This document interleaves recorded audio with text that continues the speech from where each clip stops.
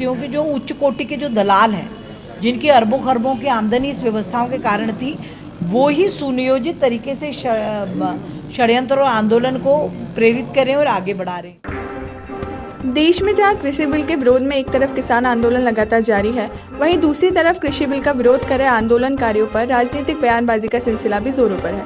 कभी नेता आंदोलन कर रहे किसान संगठनों को कुकुर मुत्ते की तरह बताते हैं, तो कभी उन्हें बिचौलियों की उपाधि देते हैं। इसी कड़ी में मध्य प्रदेश की संस्कृति और पर्यटन मंत्री उषा ठाकुर ने भी किसान बिल का विरोध कर रहे किसानों पर जमकर निशाना साधा, जहां उन्होंने कहा कि मध्य प्रदेश और मालवा के किसान बहुत समझदार हैं। यहाँ के किसानों ने तीनों विधेयकों को समझा है, इसीलिए यहाँ ऐसी कोई भी स्थिति नहीं आएगी। साथ ही मंत्री उषा ठाकुर ने कहा कि पंजाब और हरियाणा में जो उच्च कोटि के दलाल हैं, वो ही सुनियोजित तरीके से इस आंदोलन को चला रहे हैं, लेकिन उनके झूठ का षड्यंत्र ज्यादा दिनों तक नहीं चलेगा। वहीं उषा ठाकुर ने कहा कि यह टुकड़े टुकड़े की गैंग है, जो किसान आंदोलन में समाहित हो रही है और किसानों का फायदा उठाने की कोशिश कर रही है। प्रदेश में कई हिस्सों के नाम बदलने को लेकर मंत्री उषा ठाकुर ने कहा कि यह फैसला प्रामाणिक तथ्यों के आधार पर लिया जाना चाहिए। यदि प्रामाणिक तथ्यों और स्रोतों में कोई भी जानकारी मिलती है तो नाम बदलने में कोई ऐतराज नहीं है। साथ ही उन्होंने कहा कि पुरातत्व विभाग में जो भी जानकारी मिलेगी उन्हें सभी को मानना पड़ेगा।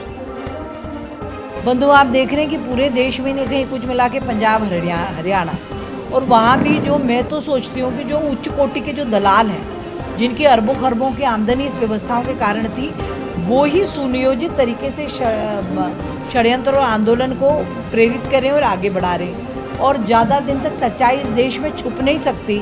हमने विकटतम आंदोलनों को भी ठंडा होते हुए देखा है और ये झूठ का षड्यंत्र भी ये ज़्यादा दिन नहीं चला पाएंगे। कुत्सित मानसिकता के जो वामपंथी हैं, ये जो टुकड़े टुकड़े जो गैंग है, ये हर जगह जाकर उन परिस्थितियों का फ़ायदा उठाने की कोशिश करती है और निश्चित रूप से ये देखने में आ रहा है कि वो वहाँ भी घुस गई है, उनके बीच में समाहित हो गई है। नहीं तो क्यों जोगेंद्र सिंह जी इस प्रकार की मांग कर रहे भाई? जिनको शाहीन बाग में जो अंदर हुए, उनको छुड़ाने की मांग का इस आंदोलन से क्या संबंध है? ये तो देश के हर नागरिक को चिंता करनी ही चाहिए। इससे पहले मध्य प्रदेश के कृषि मंत्री कमल पटेल ने कृषि बिल का विरोध कर रहे किसान संगठनों पर विवादित बयान दिया था, जहां उन्होंने कहा था कि किसान संगठन कुकुर मुत्ते की तरह उगाए हैं।